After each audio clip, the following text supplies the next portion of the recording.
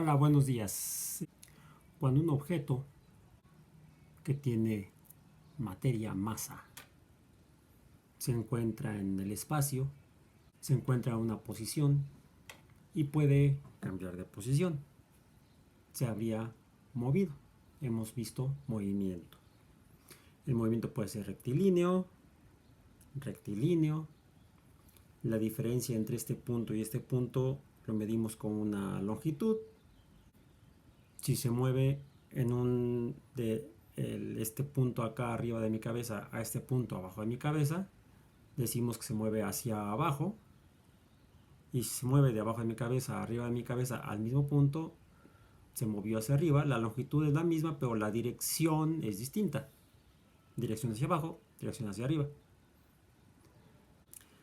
Si me pregunto el intervalo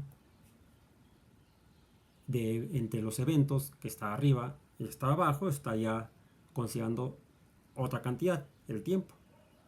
Y si relaciono la magnitud de la longitud del cambio de posición hacia abajo o hacia arriba en función de este tiempo, tengo una nueva cantidad, la velocidad. Si este objeto es una canica de vidrio, tiene una masa, la cual es otra cantidad, la cantidad de materia.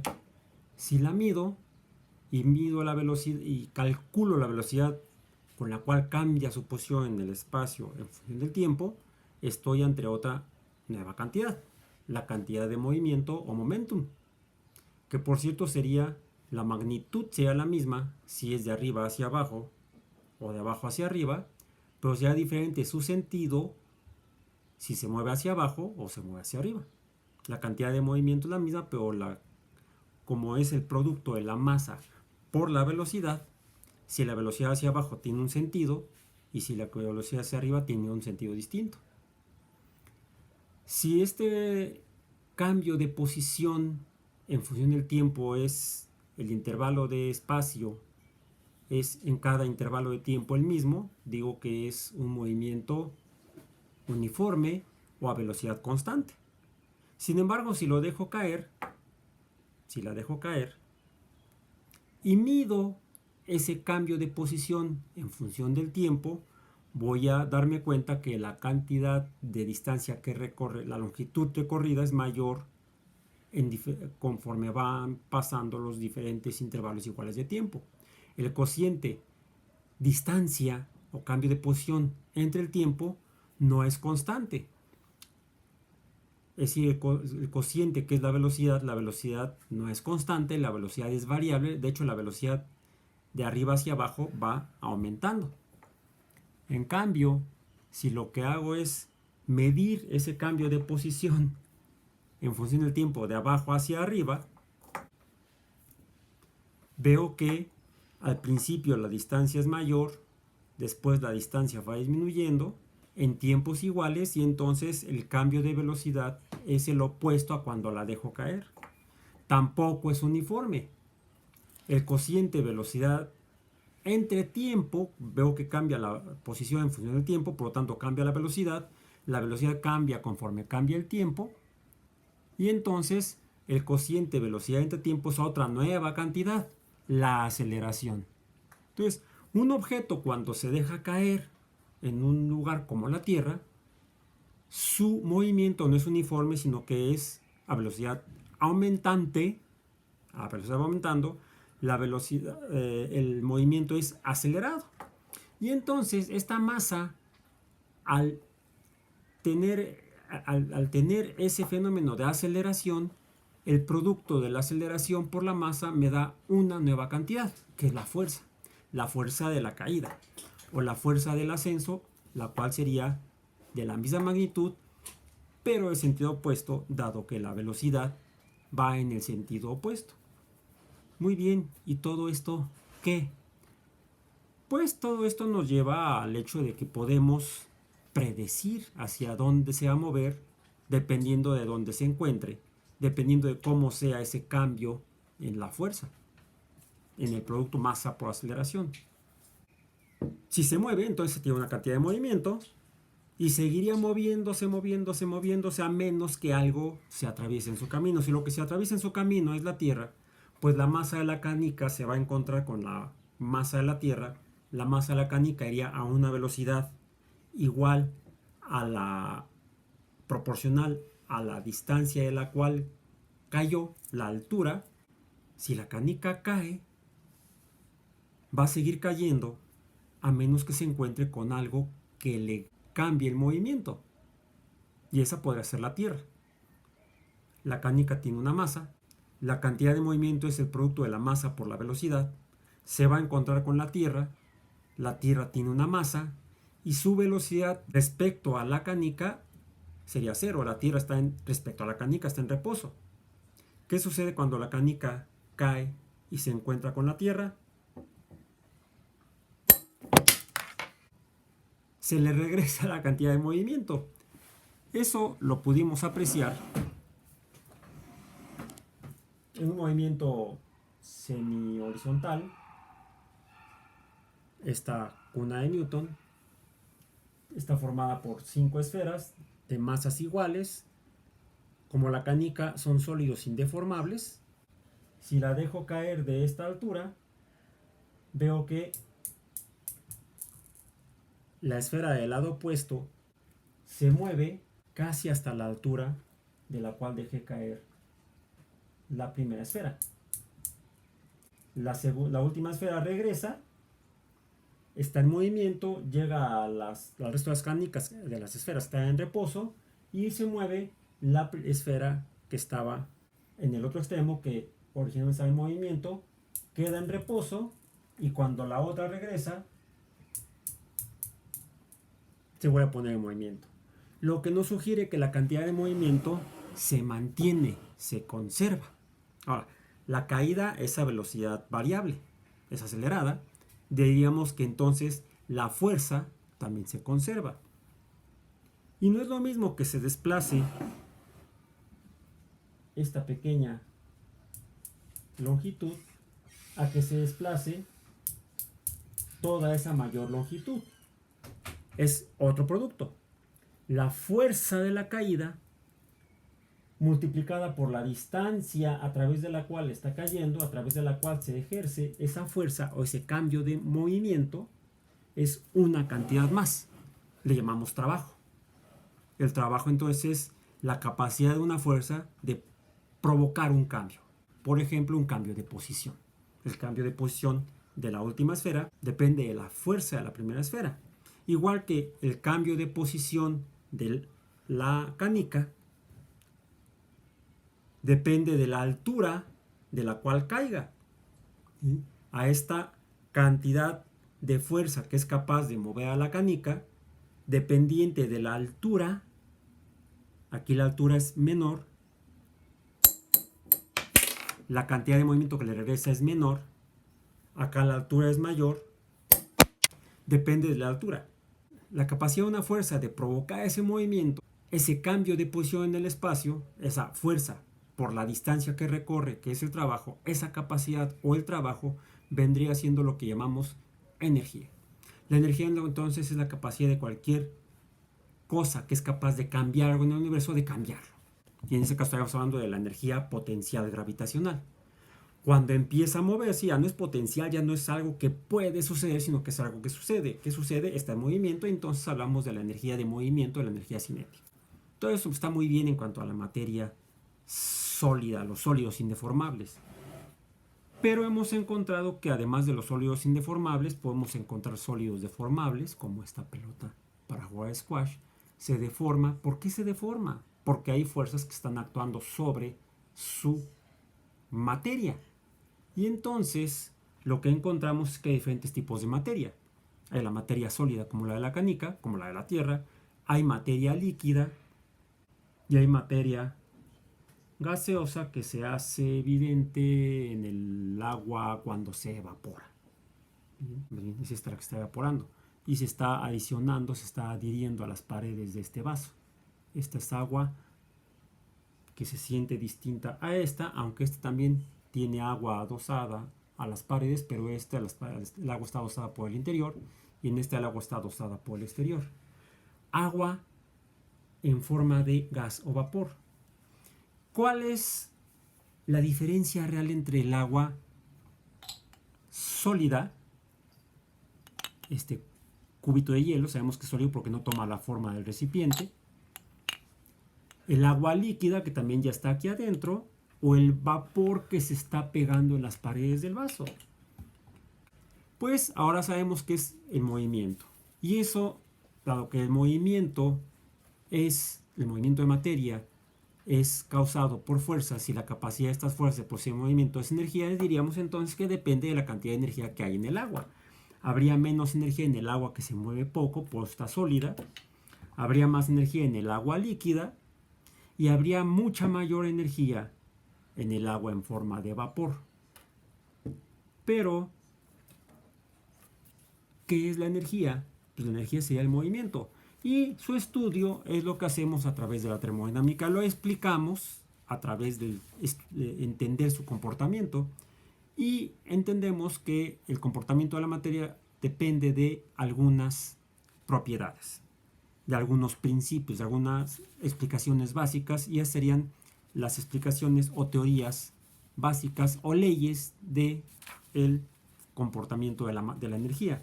Y así ayer ayer en la última sesión, vimos cómo el calor depende de la cantidad de movimiento de la materia que la conforma. Hay más movimiento en el agua caliente, la cantidad sería el calor, que en el agua fría. Tiene menos calor el agua fría que el agua caliente.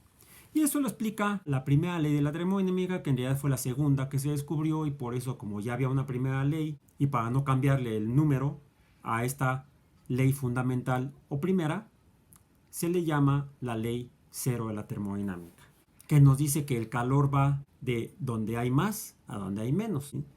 El calor lo podemos medir con otra cantidad, que es la temperatura, que es proporcional a la cantidad de calor. Mientras mayor calor haya en la materia, mientras mayor movimiento haya en la materia, mayor será su temperatura.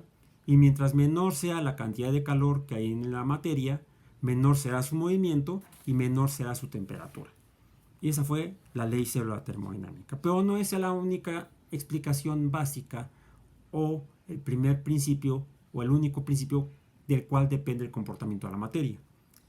Hay otras 3 leyes fundamentales del comportamiento de la energía.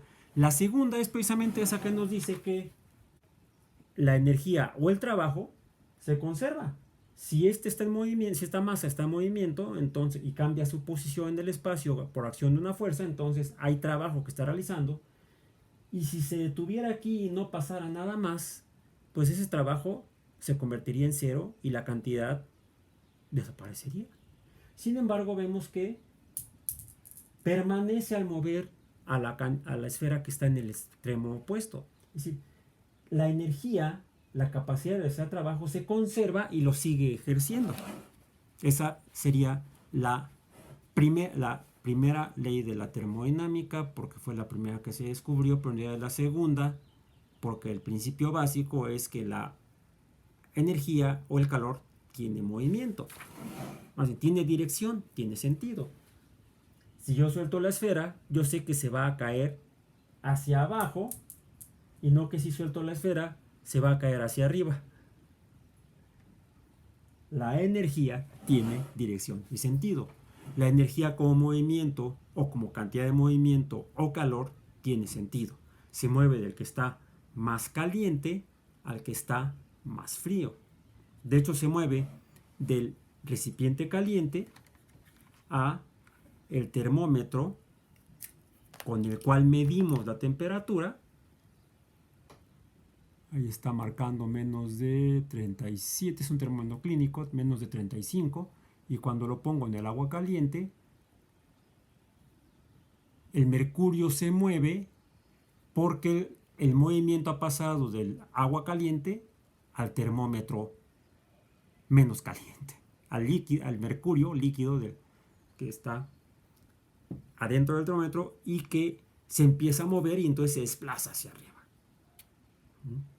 Entonces, el calor se mueve de donde hay mucho a donde hay poco. La temperatura aumenta en el que está con menor cantidad de calor, en el que está frío. El frío no existe, está en su mente. No, el frío es ausencia de calor, o sería más bien el frío es el sentido hacia el cual se mueve el calor.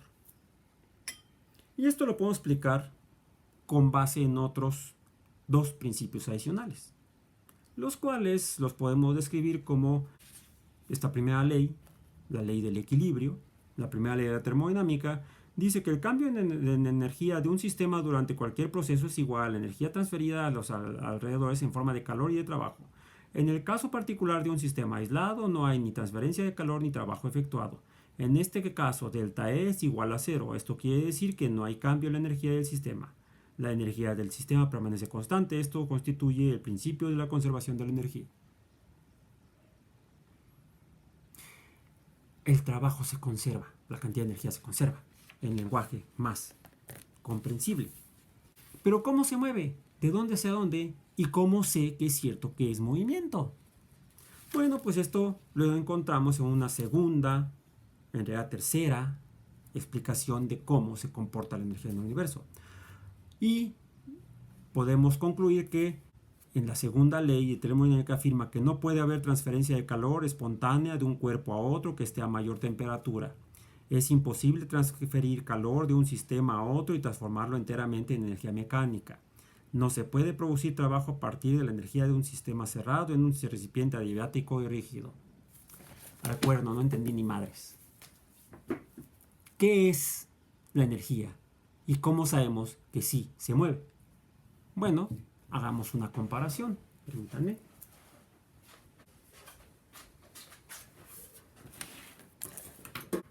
Pongamos aquí encima 3 vasos con agua a temperaturas diferentes. De la mayor caliente a la menor fría, esta intermedia, temperatura ambiente. Tengo aquí un poco de colorante vegetal.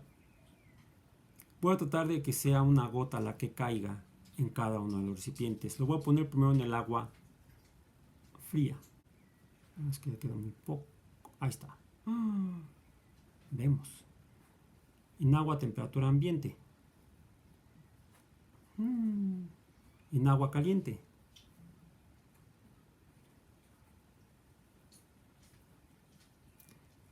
¿Cuál es la diferencia?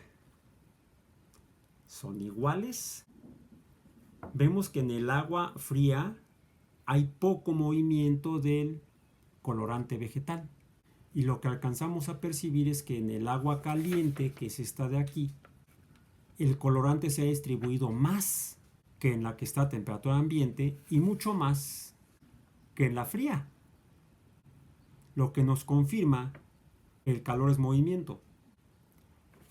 El calor lleva a que la materia se distribuya más ampliamente, a que pase de donde estaba altamente concentrada en el lugar donde cayeron las gotitas o el chorrito, el chorro de colorante, se quedó junto, mientras que aquí se dispersó hacia donde no había colorante, de donde hay más a donde hay menos, de donde hay más altura a donde hay menos altura, de donde hay más materia a donde hay menos materia, hasta un punto en el cual está completamente dispersa, desagregada, distribuida en forma menos ordenada.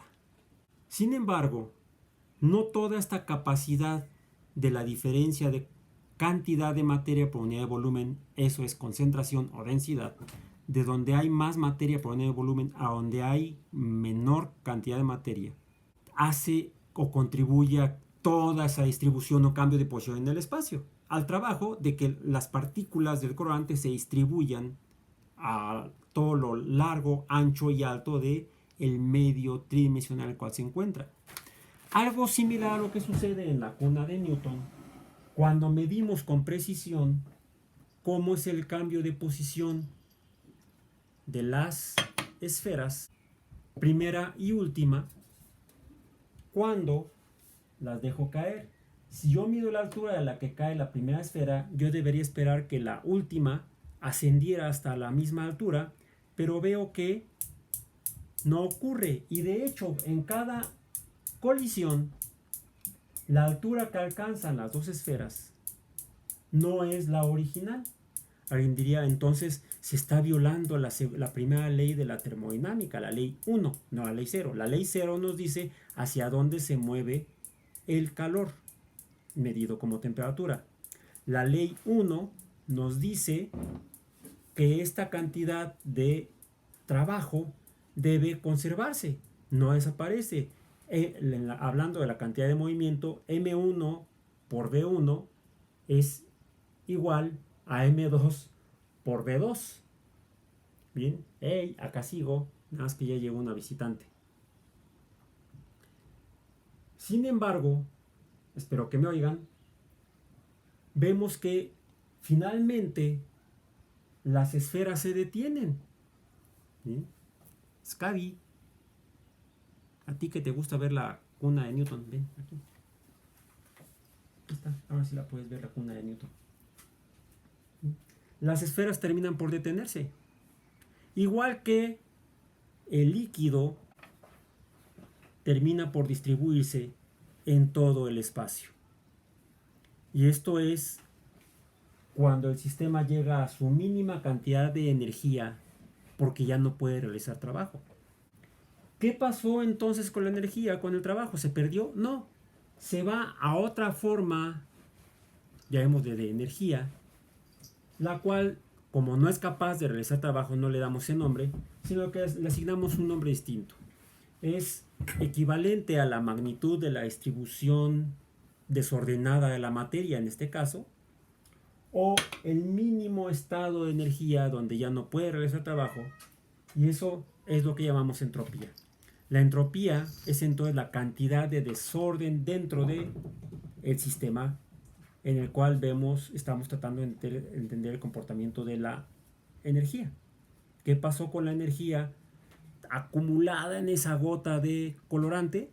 Pues se utilizó la energía en distribuir el colorante en todo el recipiente. Y esta es lo que sucede con la energía que lleva a cabo el trabajo de mover la materia hasta donde ya no hay diferencia de espacio entre partículas, diferencia de altura entre las esferas, y hemos llegado a una cantidad cero de energía potencial y el mínimo nivel de energía en el sistema, o máximo nivel de desorden o de entropía. Y esta es la segunda ley de la termodinámica o segundo principio de termodinámica. Finalmente esto llega a un nivel en el cual ya no es capaz de realizar trabajo, ya no hay energía, ya no hay movimiento. La temperatura entonces sería la mínima posible, y la mínima temperatura posible que predicen los modelos termodinámicos es aquella en la cual la magnitud, el número de temperatura en la escala medida en la escala Celsius, es aquella que lleva un valor no de 35, no de 0, sino de 273.15 grados Celsius por debajo del cero. Y ese es el cero absoluto a partir del cual establecemos la escala de temperatura térmica, temperatura termodinámica, que es la escala en unidades Kelvin. Entonces medimos la temperatura en termodinámica en Kelvin, cuyo valor de 273.15 correspondería al cero, que es aquel en el cual encontramos el agua en sus tres estados de agregación: sólida como el cubo, líquida como la que está ya aquí abajo del vaso, y vapor como la que vemos que está originalmente en el aire y termina adosándose a las paredes del vaso.